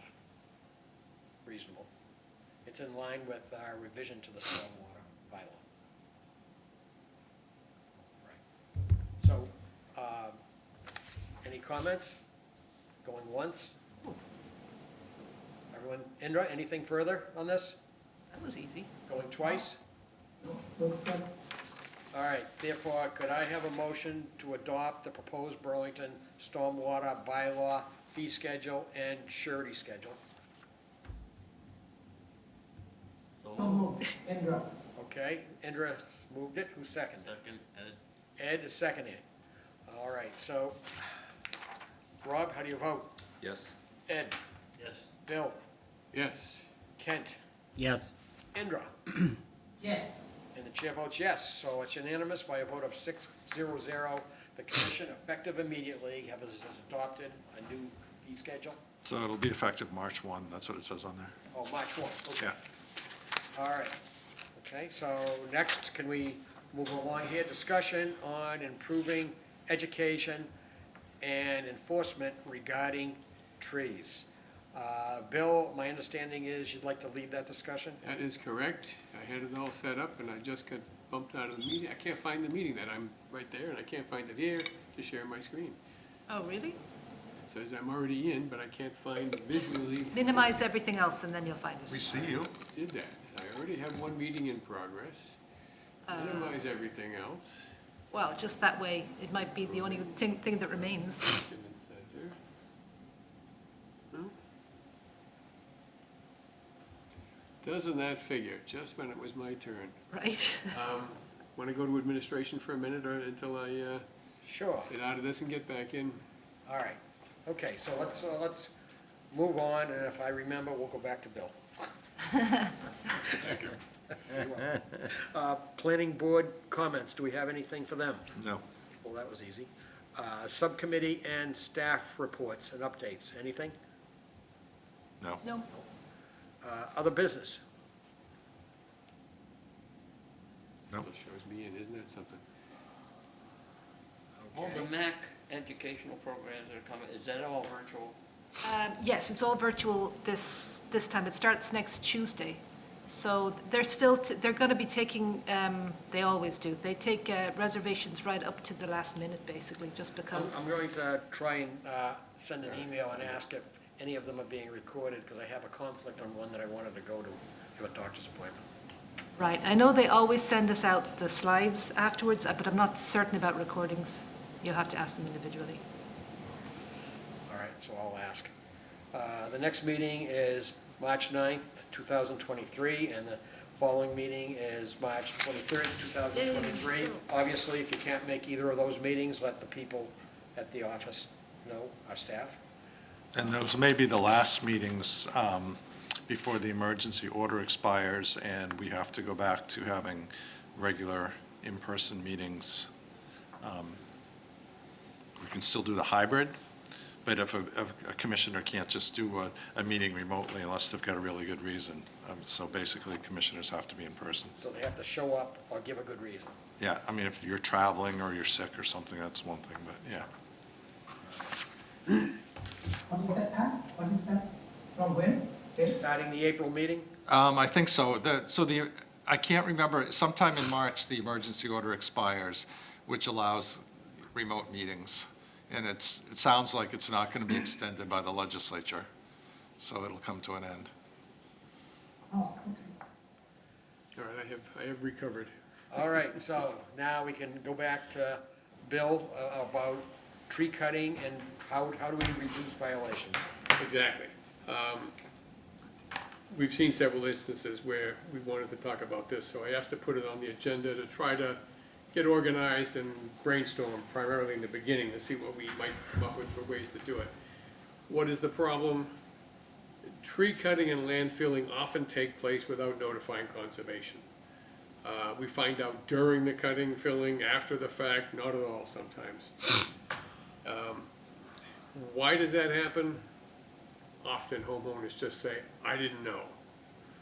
We had a good example tonight of a situation where you might legitimately not know when there's a full lot between you and the wetland resource area, but often they just didn't know that there were rules, they didn't know that that was a wetland, or whatever. Other causes, tree cutters, the companies do not contact conservation. We had a recent situation of that on Beaverbrook Road. A tree company came in, cut down a couple of mature, large trees standing in water. I mean, it was obvious it was a wetland, and they didn't pick up the phone and call conservation. Other causes, sometimes trees are deemed unhealthy or dangerous without an independent certified arborist input. Or another cause, real estate sellers nor the town inform new buyers when there are wetland responsibilities.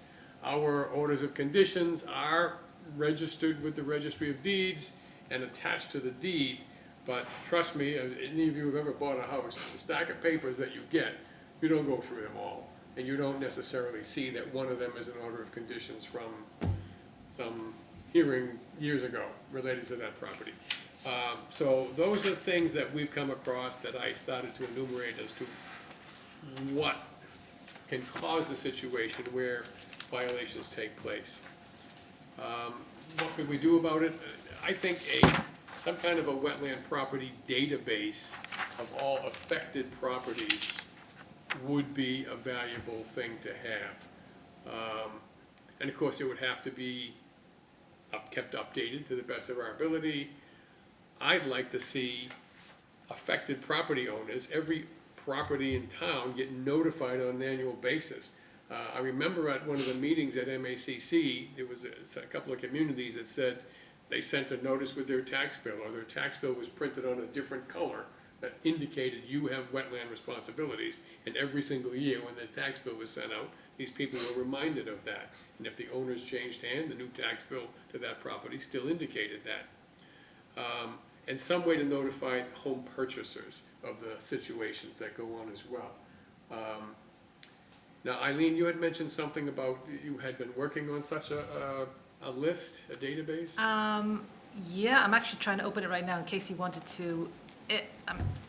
We're busy, so I haven't gotten as far as I'd like with some of these things, but. A database of what, Eileen? Well, if I can open it, I'll be able to show you. Or you can describe it. I can. Well, I keep track, let me just show you, because it'll be easier. I keep track of all of my site visits, so I have all this, and I make notes on blah, blah, blah, DEP sign ready. So I had this new page that I've created, and I've gotten just a certain amount of distance with it, where I had said, These ones in green are all the ones that have had NOIs. So we know that they, and I had listed, these are the resources nearby, they happen to have 6 Storm Tech units. Did we ask for a demarcation, et cetera, was there a bond? And then this one here is letter to, I think it says a letter to new resident.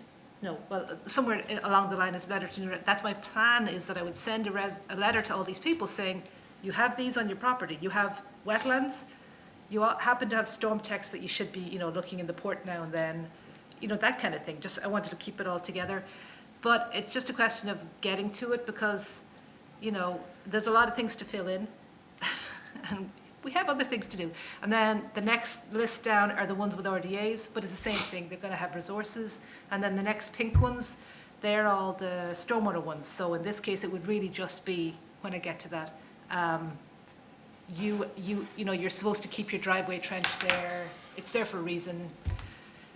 But I like, you know, we do have a couple of like template letters that I'm planning to actually use. But I like some of Bill's suggestions too about, can something just go, the only trouble with putting things into things like tax information and bills, like water bills, is that they already have a lot of stuff going in there and people sort of ignore them and they don't, like DPW doesn't always like to add extra things in there. You kind of you have to have it planned.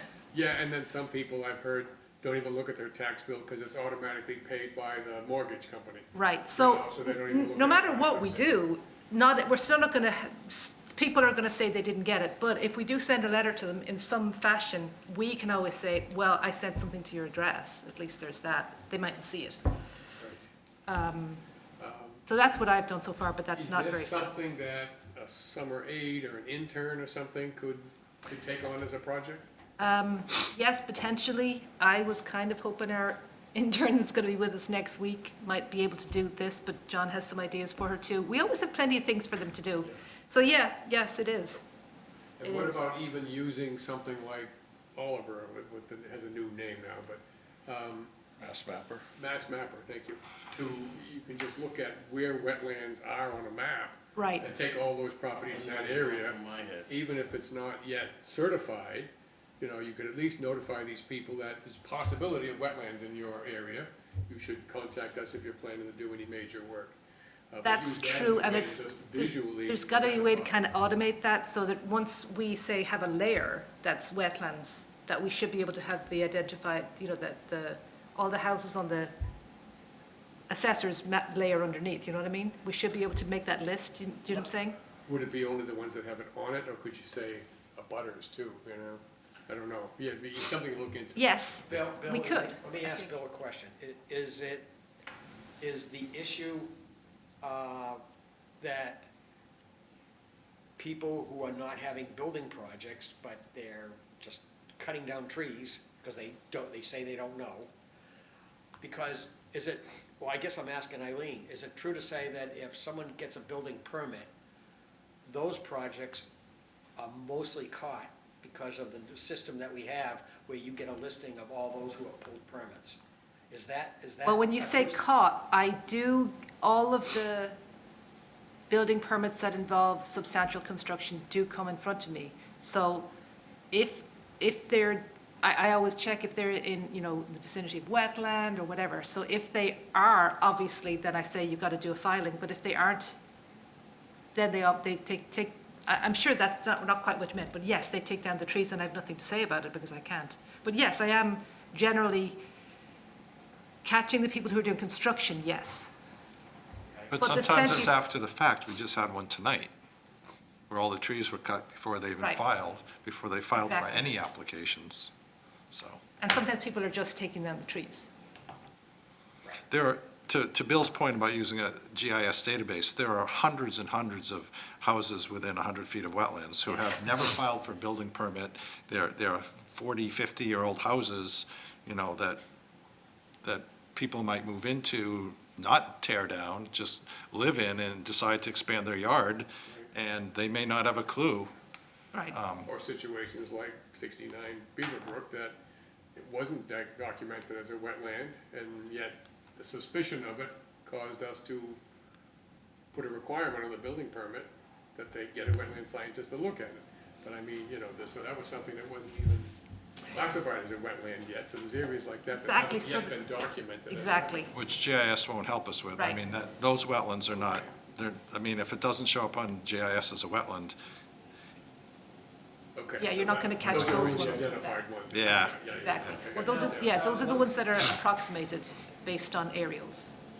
Is there anything we can require the tree cutting company to inform conservation? Well, if we go further on glad you brought that up. My slides go further to look at a couple. You gotta get your slide off of there. Oh, I'm sorry, yeah. Get off my screen.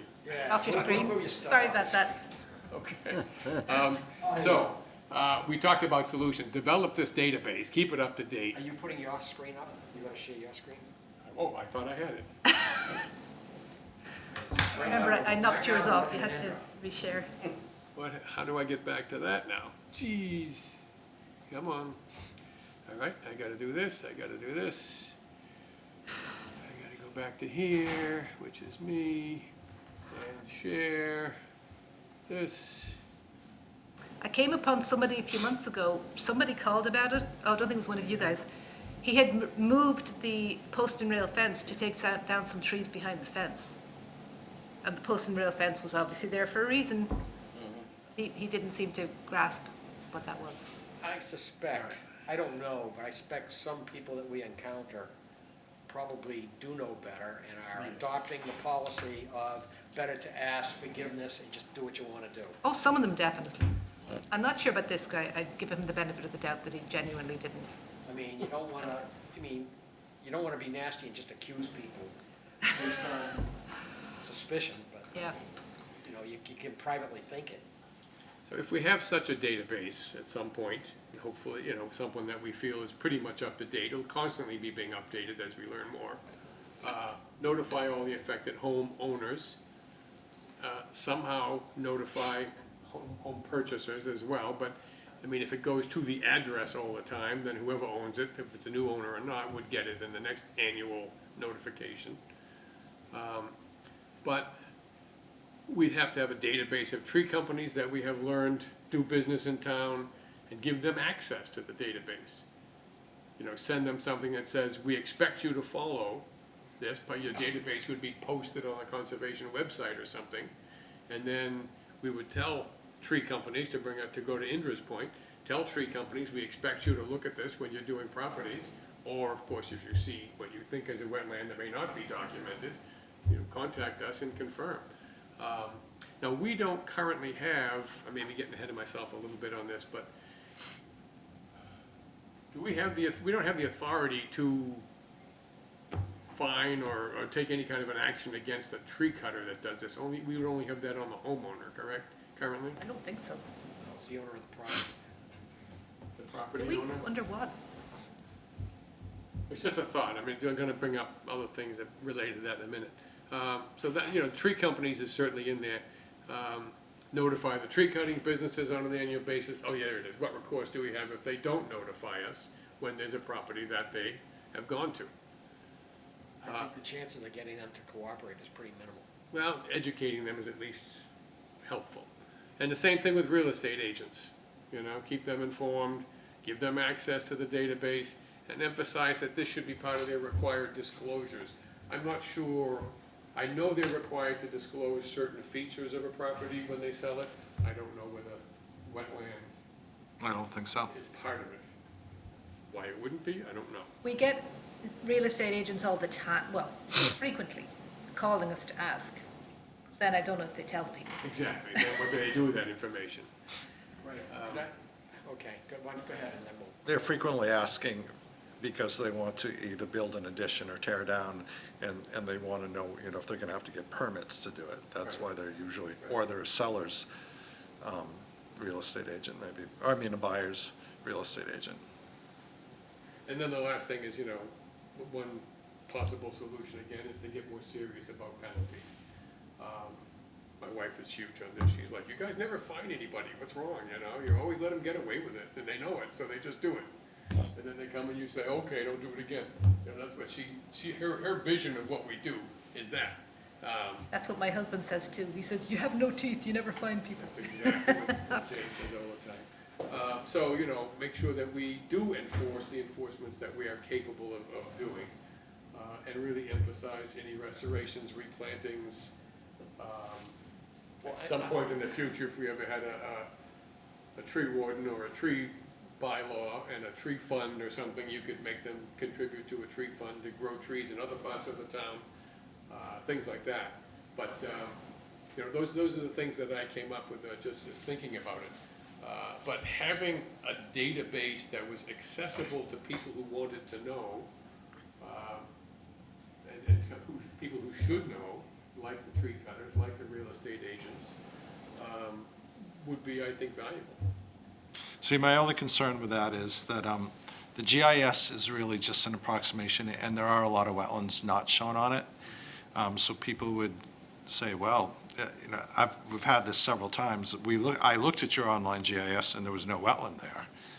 And there is, you know, there really is one, but it wasn't shown on GIS, and people have used that as a justification for doing work without checking with us. So, Right, but Bill is actually talking about us making a database, including the ones that we're aware of. I presume that's what you meant? right, As well, like from the listings that I have. right, but we're not aware necessarily of all No. the wetlands. Right. Like, True. the one next to you isn't on GIS, and, you know, if you didn't live there, I probably wouldn't have any, you know, I wouldn't have had a clue that there was possible wetland there. Educated eye Right, that knew that it looked Yeah. like a wetland, exactly. And that's where tree cutters should be. They should be educated eyes to look at some of this stuff as well. right. But, you know, they're motivated to cut as many trees as possible to make a living. You know, that's another contradicting emphasis in their decision-making.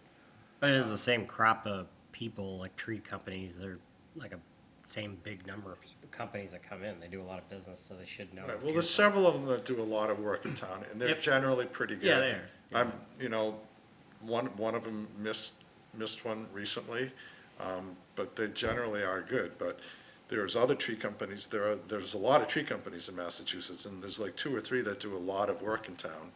But there's other ones, that we had one come in, they were from Lynn, and they didn't have a clue, and cut some trees near wetlands. And we had a case recently, but they learned their lesson. They called me about another one, and I went out and looked at it. They said, oh, we want to cut down some trees near wetlands, and I went out. It was great. There were no wetlands near there. They were just being extremely cautious. Great. So, Well, I think that's where you run it, if it's like a marquee or one that comes in that's just tree, they probably are more aware of it, but sometimes if it's like a smaller landscaper that just does like. yeah. Yeah, they just do it. Yeah, that's where you run into problems. Even then, we have to be careful, because sometimes there's miscommunication between us, the applicants, and the tree company. Marquis was going to cut down a tree on a site that we had agreed to let them take the top off of, and on a site that you have an order of conditions on. And I just happened to be out there, and I said to the Marquis guys, so you're here just to take the top off that willow, right? And they looked at the work order and said, no, and we're topping those 4 spruces. And that was not what we told the owner, and that's what the owner told Marquis to do, and that's what the contract said. Fortunately, I just happened to be there, but that was just miscommunication. The tree company knew that he went through conservation, and he thought they had the okay to, you know, do more than we approved, so. And that one on Beaverbrook where they cut the trees down in the wet, that was one communication that somebody said early in the process, that the tree company asked the owner if they wanted them to contact conservation, and they said no. Right.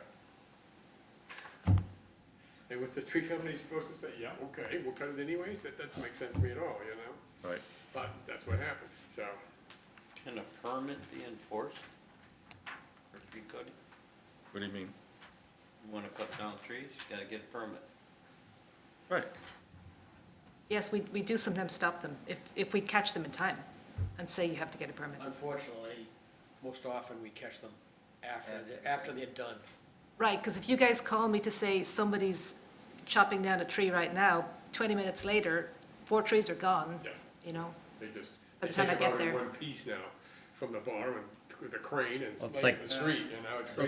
It's like the one tonight, like they came in and they said like 36 trees is like, but then the guy's rebuttal was, oh, well, that's where the house is gonna be, but you're doing a post-mortem afterwards Right. based on, so if you had Yeah. the 36 trees were there, you could have like, had input into that before they were all hacked And 3 or down. 4 of those key trees in the back were the screen for the neighbor and stuff like that, you know, so. And along the Can side, I go to the commissioners now, or you? Yes, no, that was everything I wanted to say. Okay, Indra, do you have any comments on this? Do you have any ideas or comments or suggestions?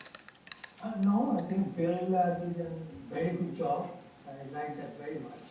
Only thing I'm just thinking, I know probably we won't be able to do, which we may not, we won't be able to require the cutting companies that, hey, Right. you have to have something, let us know before you do. Probably we can't do that, right? Okay. Anything? No, I think that's a really good idea. Appreciate Bill doing that, and Bill had a valid point tonight about which I would never even have thought of, which was a good point, the independent arborist. He said maybe that's not the intent of the tree company, but like you said, it does kind of, you are pushing your own business, so it's kind of like you do get that backing up. So I think that's a valid point, and independent from the actual tree cutting company is a good point. All right, let's go over to Rob, anything? Any ideas or suggestions or anything at this point? I think Bill made a lot of good points about the tree companies and dealing with residents and whatnot. And it's a difficult issue too, because it's like to get, for the more trees that are cut down, it's like to cut one tree, to get the truck to show up, the crane might be something like, $2,000 or something.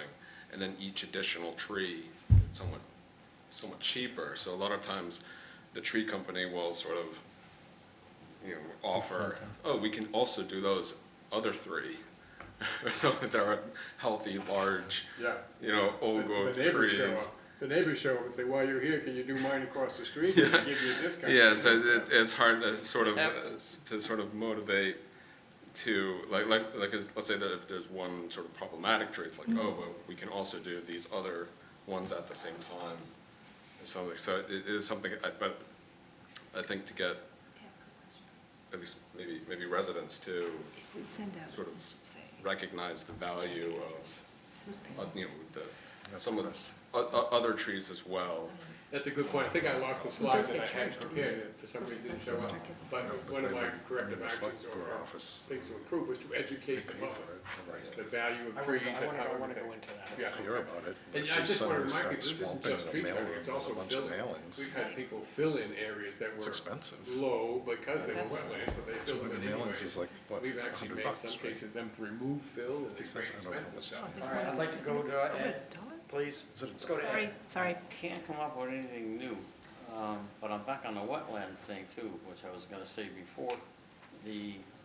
Who makes the telephone book for Burlington? Is that Burlington? Town of What? Burlington that creates the Burlington town book, or telephone book, the little one? I didn't know there were There still is still telephone such a thing? books. Yeah, I get a new one every year, Oh, I don't know, and it's not the town, No, that's a marketing thing. yeah. but they it's got like- the map in the back, Yeah, and they got all the streets. yeah. And I think something could be added. I don't think very many people look at the phone book anymore. No, if I ever get one, I just recycle Yeah, I it. recycle it. I have a question, Ed, what's a phone book? So, sorry, Ed. You're. It's like fax machines. All right, I'd like to throw something out, some ideas in this discussion to see if anybody has a comment. It seems to me that, that outreach, some of it is outreach to residents is needed, some of it's outreach to other ways of reaching the residents. And I'm thinking we have to sort of think about things where we can chip away at the problem, but not solve the entire problem maybe all at once. And one way to chip away at the problem is, I could envision a few initiatives. Initiative number 1 might be to prepare some type of like a trifold brochure or something that would address trees and wetlands. And we can ask the real estate people that when they're involved with selling and buying, sellers and buyers, that if they know that there's a stream, okay, or they know that it's nearby within 100 feet or a couple of 100 feet, that they're given this. It says, call conservation. It also says that trees, the value of trees relative to the amount of water that they take up, somehow make a point that cutting trees could cause flooding problems on your property. I mean, it just seems like there's a subset of people who, they just bought the house, they're young, they buy their first house, or they want to be in Burlington, they want to be where, the schools are considered fairly decent, okay? And all of a sudden, the first thing they think about, they have a young family, they don't want trees in the way of a yard, they want just a yard with grass. And they just do that. And so I think maybe we could enlist the aid of asked all the real estate people in town if they would, when they see something like that, that there is trees and so forth.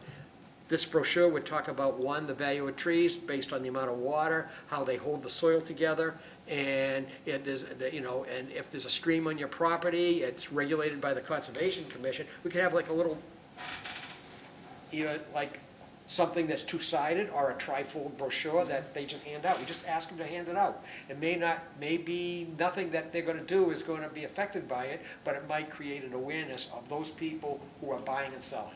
And there are other places you could distribute such a thing, Right. besides just real estate agents, yeah. Next, the next thing is we could have an outreach to the tree companies and tell them, Eileen and Bill, go talk to the half a dozen major tree companies there's a half a dozen that do most of the work in town, and just say, we're having a problem with unauthorized tree cutting, and that, we're in a position that we don't want to start fining people. I would rather have, a proactive approach where they come to us ahead of time and ask for their help in terms of alerting them that either they or the owner needs to contact conservation. That Well, I would think be- that's education's in their best interest. I mean, like, if it's like, for them, for the owner, because if that's, if you're gonna get flooding, that could lead to problems with like other homeowners. Not with only the town. flooding, but when we catch them, it's Yeah, gonna it's cost them fine. to replant stuff. Yep. Okay,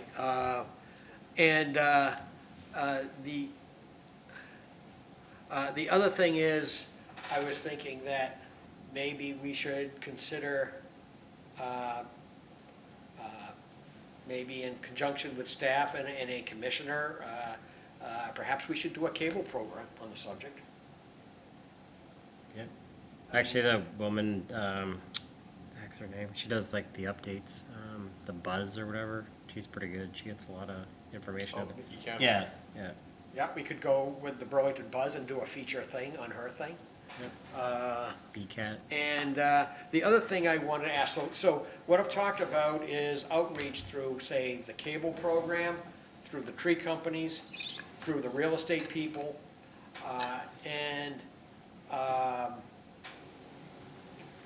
and then I'm wondering, do we have regulations for our wetlands?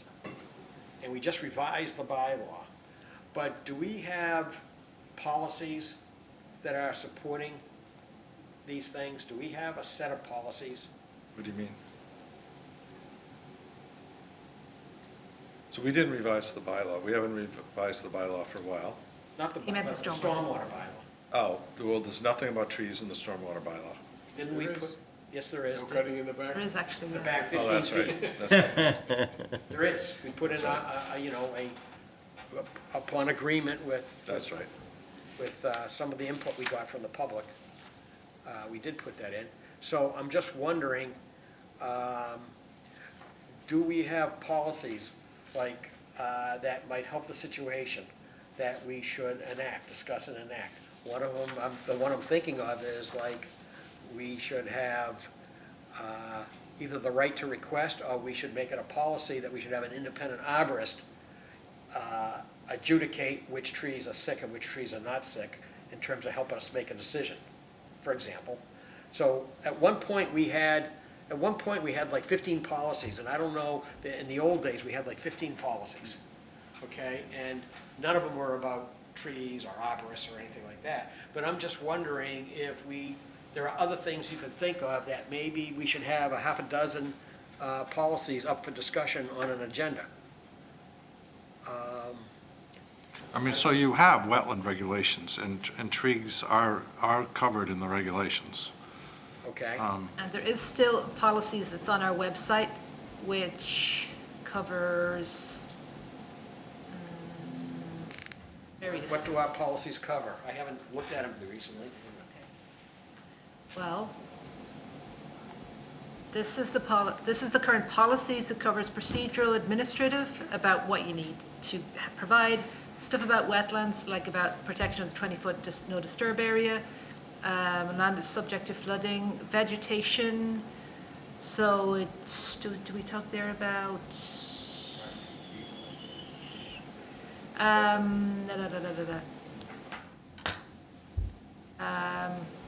Request to remove three or fewer tree trunks, to trim or remove invasive species, or to trim or remove shrubs or herbaceous vegetation within jurisdictional areas may be reviewed and approved by conservation staff and does not need formal conservation commission. Okay, not really. But we also have, I mean, there's a lot of information out there on our website. Sometimes people have to just go looking for it rather than us providing it to them. We've got the FAQs, which I think that covers a lot of, do I have wetlands? Here's my point. We don't have to adjudicate any of that stuff, the details right now, obviously. What I was thinking is, for wetlands, we have our wetlands bylaw. Then we have regulations that provide more detail and support the wetlands bylaw. The next level down is it might be useful to promulgate or add to our existing policies that explain how we do things that don't necessarily have to be in a regulation. We can easily pass or amend our policies to help support the retention of trees. I'm not quite sure what it exactly would say, but I'm just saying that's a mechanism, is what I'm saying. It's a position statement of some sort, saying, this is why trees are valuable. and Well, this I mean, is what you can do to protect them. I mean, what the you should not do. thing is, having an independent arborist adjudicate which trees are diseased and which ones are taken down and why would make more sense than the tree company you're hiring providing that. No, I mean, I can attest to what Rob said. I mean, I've had trees taken multiple, either trimming or when we put in our pool, like, I mean, won't mention who the company was because they were good, but I don't want to put that on the air. But my point is like, they show up and they do make recommendations that, where the advocate tell people, you know what I mean? Oh, well, if you do, it's going to be this price, but if you lower it, so there is incentive. So I gotta agree with what Rob said. There is some, so that kind of goes in tandem with the arborist. It's the same thing. Like it's another plug to. I'm not too sure there's too many arborists who don't work for tree companies. I mean, you don't just have a job as an arborist going around inspecting trees. Well, we They did on don't make a Stewart lot of Street. money doing that. We did find, on Stewart Street, That's great. we found one. He used one, And an arborist who didn't work for any tree company? yes. Yeah. And he had like 16 trees, and he gave us number 1 to 16, a paragraph on each and every He one. probably did work for Some of them somebody. he said, don't I cut. don't remember who he was. Yeah, we'll have to look him up. I mean, I'm not sure he makes a living just doing that. Exactly, Yeah, that may be a reach to try to say you have to have an independent arborist. Well, if people contact us and they say, I'm thinking about taking down some trees, but I think I might have wetlands in my back, and it turns out they do, because people do, some people do, then we tell them, if it's more than we can, like it's more than 1 or 2 diseased trees, we'll usually say, you'll need to do an RDA and you need to have a certified arborist write a letter.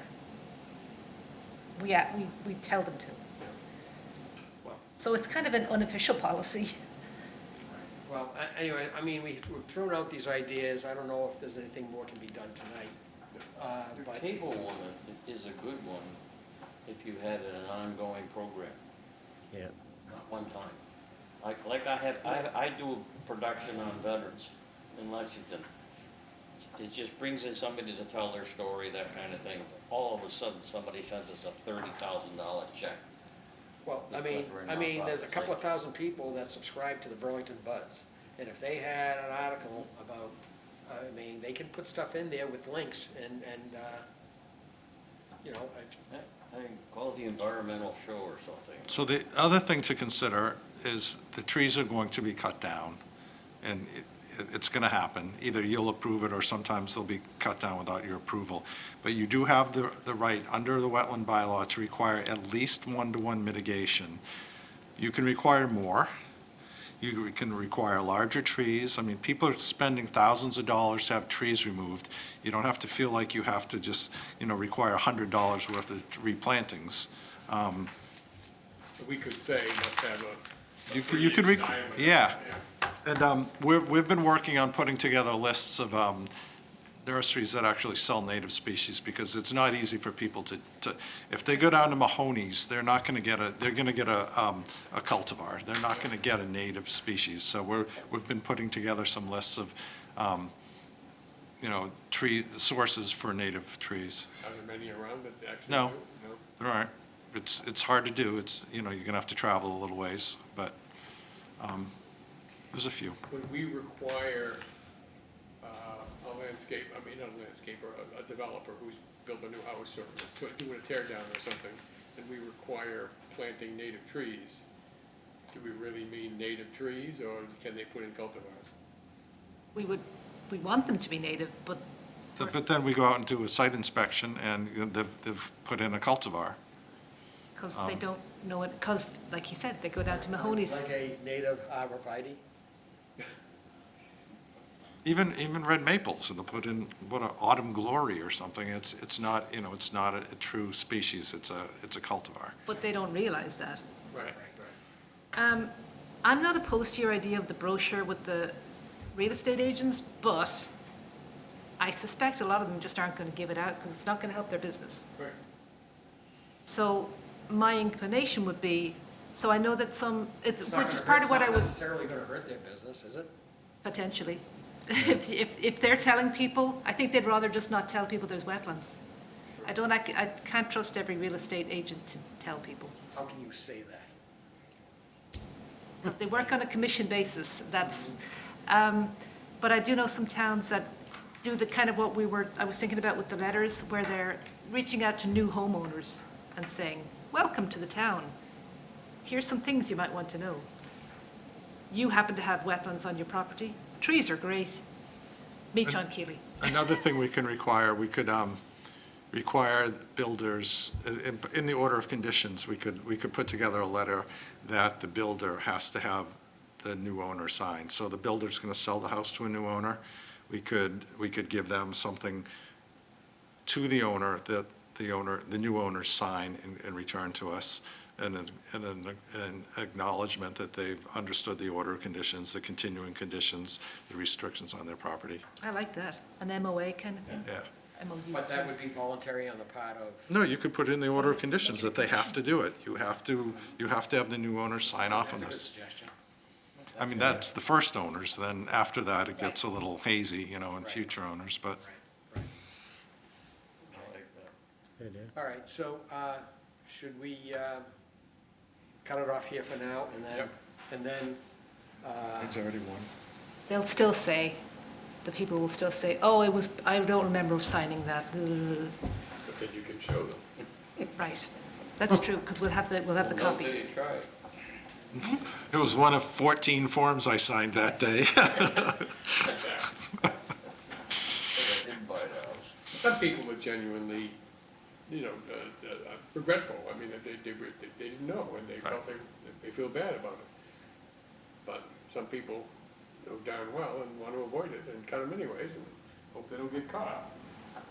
But you know, when the people are buying the houses, they are under, pressure or something, they don't read all the papers. Oh, God, no. They go to close it and then hundreds of papers they have to sign. Do they read everything? No.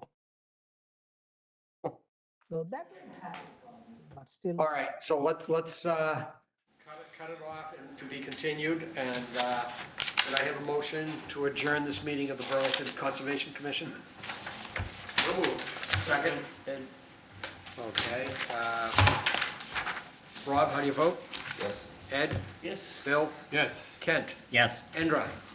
Yes. Chair votes yes. By a vote of 6-0-0, this meeting is adjourned. Good evening, everyone.